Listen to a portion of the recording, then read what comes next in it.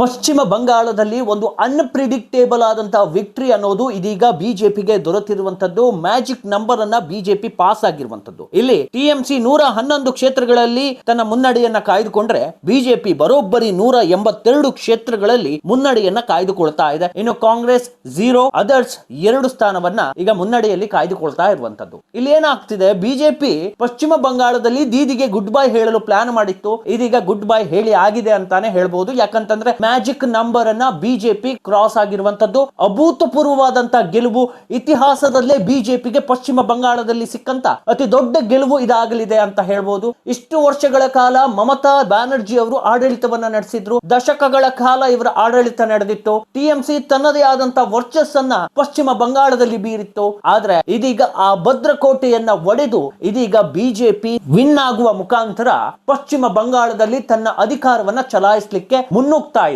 ನಮ್ಮೆಲ್ಲರಿಗೂ ಗೊತ್ತಿತ್ತು ಈ ನೆಕ್ ಟು ನೆಕ್ ಫೈಟ್ ಅನ್ನೋದು ಈ ಒಂದು ಚುನಾವಣೆಯಲ್ಲಿ ಪಶ್ಚಿಮ ಬಂಗಾಳದಲ್ಲಿ ನಾವು ನೋಡಬಹುದು ಅಂತ. ಆದ್ರೆ ಈ ಬಾರಿ ಹಾಗಾಗಿಲ್ಲ. ನೆಕ್ ಟು ನೆಕ್ ಫೈಟ್ ಅಲ್ಲ, ಅಜಗಜಾಂತರ ವ್ಯತ್ಯಾಸ ಇದೆ ವಿನ್ನಿಂಗ್ ಮೊಮೆಂಟಮ್ ನಲ್ಲಿ. ನೀವು ನೋಡ್ತಾ ಇರಬಹುದು ಬಿಜೆಪಿ ಈಗಾಗಲೇ 182 ಕ್ಷೇತ್ರಗಳಲ್ಲಿ ಮುನ್ನಡೆಯನ್ನ ಕಾಯ್ದುಕೊಂಡಿರುವಂತದ್ದು. ಒಂದು ಅಭೂತಪೂರ್ವವಾದಂತಹ ಗೆಲುವನ್ನ ಬಿಜೆಪಿ ಪಡ್ಕೊಳ್ತಾ ಇದೆ. ಇದು ಇತಿಹಾಸವನ್ನ ನಿರ್ಮಿಸಿದೆ. ಬಿಜೆಪಿಗೆ ಇಂತಹದ್ದೊಂದು ದೊಡ್ಡ ಲೀಡ್ ಬೇಕಿತ್ತು. ಆ ಲೀಡ್ ಅನ್ನೋದು ಇದೀಗ ಪಶ್ಚಿಮ ಬಂಗಾಳದಲ್ಲಿ ಸಿಕ್ಕಿರುವಂತದ್ದು.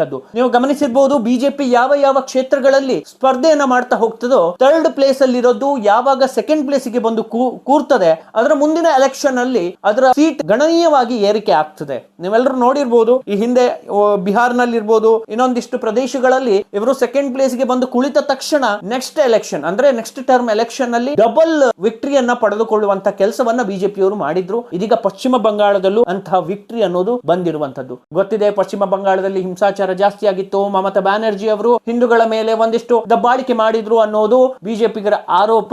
ನಂತರ ಏನಾಯ್ತು, ಇಲ್ಲಿ ನಾವು ಅಧಿಕಾರವನ್ನ ನಡೆಸ್ತೇವೆ, ಈ ಬಾರಿ ದೀದಿಗೆ ಗುಡ್ ಬೈ ಹೇಳ್ತೇವೆ, ಬಾಯ್ ಬಾಯ್ ಟಾಟಾ ಗುಡ್ ಬೈ ದೀದಿ ಅಂತೆಲ್ಲ ಭಾಷಣಗಳನ್ನ ಬಿಜೆಪಿಯವರು ಮಾಡಿದ್ರು. ಇದೀಗ ಅದರ ಪ್ರತಿಫಲವಾಗಿ ಬಿಜೆಪಿಗೆ ಜಯ ಅನ್ನೋದು ಕಾಣಿಸ್ತಾ ಇದೆ. ಈ ಲೀಡ್ ಏನಿದೆ ಇದು ದೊಡ್ಡ ಮಟ್ಟದ ಚೇಂಜಸ್ ಏನು ಆಗೋದಿಲ್ಲ. ಈ ಲೀಡ್ ನಲ್ಲಿ ಅರೌಂಡ್ 150ಗೆ ಬಂದ್ರು ಹೇಳಲಿಕ್ಕಿಲ್ಲ, 150ಗೆ ಬಂದ್ರು ಮೆಜಾರಿಟಿ ಸಿಕ್ಕಂತಾಗ್ತದೆ. ಅಲ್ಲಿಗೆ ಪಶ್ಚಿಮ ಬಂಗಾಳ ಅನ್ನೋದು ಬಿಜೆಪಿಯ ತೆಕ್ಕೆಗೆ ಬಿದ್ದಾಗಿದೆ. ನಮ್ಮೆಲ್ಲರಿಗೂ ಗೊತ್ತಿದೆ, ಪಶ್ಚಿಮ ಬಂಗಾಳದಲ್ಲಿ ಹಿಂದೆ ಟಿಎಂಸಿ ತನ್ನದೇ ಆದಂತಹ ನಾಗಾಲೋಟವನ್ನ ಮುಂದುವರ್ತಿತ್ತು. ಅದಕ್ಕೆ ಬ್ರೇಕ್ ಹಾಕ್ಲಿಕ್ಕೆ ಬಿಜೆಪಿ ಶತಾಯ ಗತಾಯ ಪ್ರಯತ್ನವನ್ನ ಈ ಬಾರಿಯ ಎಲೆಕ್ಷನ್ ಅಲ್ಲಿ ಮಾಡಿತ್ತು.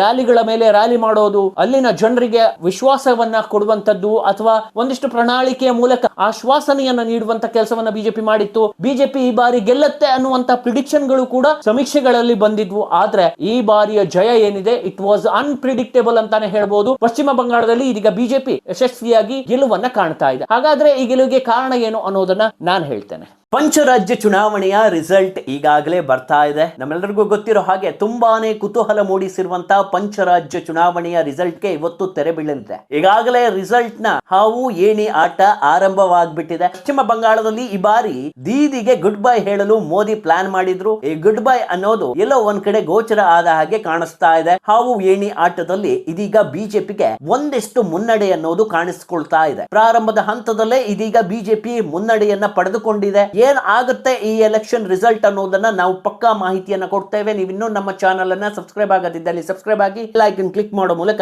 ನೋಟಿಫಿಕೇಶನ್ ಅನ್ನ ಪಡೆಯಿರಿ. ಸೊ ಈ ಬಾರಿ ಎಲೆಕ್ಷನ್ ಅಲ್ಲಿ ಏನೇನಾಗಿತ್ತು ಅನ್ನೋದನ್ನ ನಾವು ನೋಡೋದಾದ್ರೆ, ಬಿಜೆಪಿ ಏನ್ ಹೇಳಿತ್ತು, ನಾವು ನಕಲಿ ಮತದಾರರನ್ನ ಪರಿಷ್ಕರಣೆ ಮಾಡಿ ತೆಗೆದು ಹಾಕಿದ್ದೇವೆ, ಈ ಮೂಲಕ ನಮ್ಗೆ ಅದು ಪ್ಲಸ್ ಆಗುತ್ತೆ ಅನ್ನೋ ರೀತಿಯಾಗಿ ಹೇಳಿತ್ತು. 94 ಲಕ್ಷ ಮತದಾರರನ್ನ ಈಗಾಗಲೇ ಪಶ್ಚಿಮ ಬಂಗಾಳದಲ್ಲಿ ಡಿಲೀಟ್ ಮಾಡಲಾಗಿದೆ. ಅದರಲ್ಲೂ ಮುರ್ಷಿದಾಬಾದ್ ನಲ್ಲಿ 30 ಸೀಟ್ಗಳನ್ನ ಈ ಹಿಂದೆ ಟಿಎಂಸಿ ಗೆದ್ದಿತ್ತು.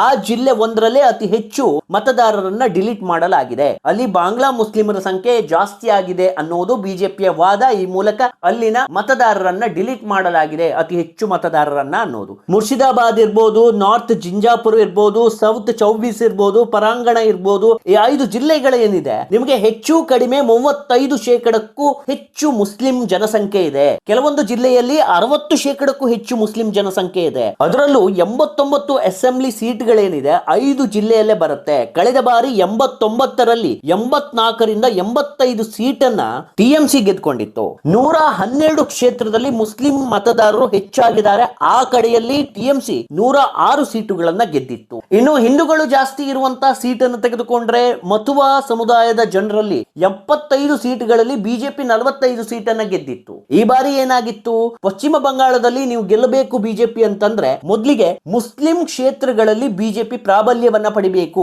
ಅಲ್ಲಿ ವೋಟ್ ಅನ್ನ ಪಡೆದುಕೊಂಡ್ರೆ ಮಾತ್ರ ಗೆಲ್ತದೆ ಅನ್ನೋದನ್ನ ನಾವು ನೋಡಿದ್ವಿ. ಈಗ ಬಿಜೆಪಿ ಅದರಲ್ಲಿ ಸಕ್ಸಸ್ ಆಗಿರುವಂತದ್ದು. ಈಗ ಮುಸ್ಲಿಂ ಸಮುದಾಯದ ವೋಟ್ಗಳನ್ನು ಬಿಜೆಪಿ ಈ ಬಾರಿ ಪಡ್ಕೊಂಡಿದೆ ಅನ್ನೋದು ಮೇಲ್ನೋಟಕ್ಕೆ ಕಂಡು ಬರ್ತಾ ಇರುವಂತದ್ದು. ಅದರಲ್ಲೂ 94 ಲಕ್ಷ ಮತದಾರರು ಹೋಗ್ತಾ ಇರೋದು ಅಂದ್ರೆ ಡಿಲೀಟ್ ಆಗ್ತಾ ಇರೋದು ನೀವೇನು ಗಮನಿಸಿದ್ದೀರಿ, ಇದು ಕೂಡ ಬಿಜೆಪಿಗೆ ಇಂಪ್ಯಾಕ್ಟ್ ಆಗಿರುವಂತದ್ದು. ಸೊ ಇದು ಬಿಜೆಪಿಗೆ one of the solid winning performance ನೀಡುವಂತಹ ಮುನ್ನಡೆ ಅಂತಾನೆ ಹೇಳ್ಬಹುದು. ಯಾಕಂತಂದ್ರೆ ಈ ರೀತಿಯಾದಂತಹ ಮುನ್ನಡೆ ಅಷ್ಟು ಈಸಿ ಅಲ್ಲ. ಹಾವು ಏಣಿ ಆಟ ಆಗ್ತಾ ಇದೆ. ಹಾವು ಏಣಿ ಆಟ ಎಲ್ಲಿ ಹೋಗಿ ಮುಗಿಯುತ್ತೆ ಅನ್ನೋದನ್ನ ನಾವು ನೋಡಬೇಕಾಗಿದೆ. ಎಲ್ಲೋ ಒಂದ್ ಕಡೆ ಬಿಜೆಪಿ ಮುಸ್ಲಿಂ ವೋಟ್ಗಳನ್ನು ಸೆಳೆಯುವಲ್ಲಿ ಯಶಸ್ವಿ ಆಯ್ತಾ ಅಂತ ಅನ್ಸುತ್ತೆ. ಎಲ್ಲೋ ಒಂದ್ ಕಡೆ ಯಶಸ್ವಿ ಆಯ್ತೋ ಇಲ್ವೋ ಗೊತ್ತಿಲ್ಲ.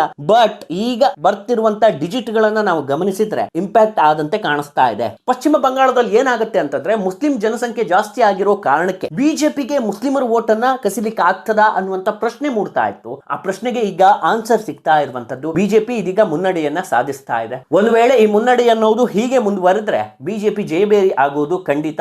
ಈ ಬಾರಿ ದೀದಿಯ ನಾಗಾಲೋಟಕ್ಕೆ ಬ್ರೇಕ್ ಬಿದ್ದ ಹಾಗಾಗತ್ತೆ. ಈಗಾಗಲೇ ಬಿಜೆಪಿ ಮುನ್ನಡೆಯನ್ನ ಸಾಧಿಸಿರುವಂತದ್ದು ನಮ್ಮೆಲ್ಲರಿಗೂ ಗೊತ್ತಿದೆ. ಬಿಜೆಪಿ ಈ ಬಾರಿ 50-50 ಅಲ್ಲಿತ್ತು. ಆದ್ರೆ ಈ ರೀತಿಯ ಮುನ್ನಡೆಯನ್ನ ಸಾಧಿಸ್ತದೆ ಅನ್ನೋದು ಕನಸು ಮನಸ್ಸಲ್ಲೂ ನಾವು ಆಲೋಚನೆ ಮಾಡಿರ್ಲಿಲ್ಲ. ಯಾಕಂತಂದ್ರೆ ಅಲ್ಲಿ ಮತದಾರರು ಡಿಲೀಟ್ ಆಗಿರೋ ಕಾರಣಕ್ಕೆ ಅದು ಬಿಜೆಪಿಗೆ ಒಂದ್ ಲೆವೆಲ್ಗೆ ಪ್ಲಸ್ ಆಗಿತ್ತು. ಆದ್ರೂ ಕೂಡ ಈ ನೆಕ್ ಫೈಟ್ ಏನಿದೆ ಇದು ಯಾವ ಮಟ್ಟಕ್ಕೆ ಹೋಗುತ್ತೆ ಹೇಳಕ್ಕಾಗಲ್ಲ. ಒಂದು ಸಣ್ಣ ಪಿಕ್ಚರ್ ಸಿಕ್ಕಿರುವಂತದ್ದು ಬಿಜೆಪಿ ಮುನ್ನಡೆಯನ್ನ ಸಾಧಿಸಿರುವಂತದ್ದು. ಈ ಮುನ್ನಡೆ ಎಷ್ಟರ ಮಟ್ಟಕ್ಕೆ ಹೋಗಿ ನಿಲ್ಲತ್ತೆ ಅನ್ನೋದನ್ನ ನಾವು ಇನ್ನು ಕಾದು ನೋಡಬೇಕಷ್ಟೇ. ಇನ್ನು ಏನೆಲ್ಲ ಆಗುತ್ತೆ ಅನ್ನೋದ್ರ ಬಗ್ಗೆ ನಾವು ಕಂಪ್ಲೀಟ್ ಅಪ್ಡೇಟ್ ಅನ್ನ ನಿಮ್ಗೆ ಕೊಡ್ತೇವೆ. ಈ ವಿಡಿಯೋ ಬಗ್ಗೆ ನಿಮ್ಗೆ ಏನ್ ಅನ್ಸುತ್ತೆ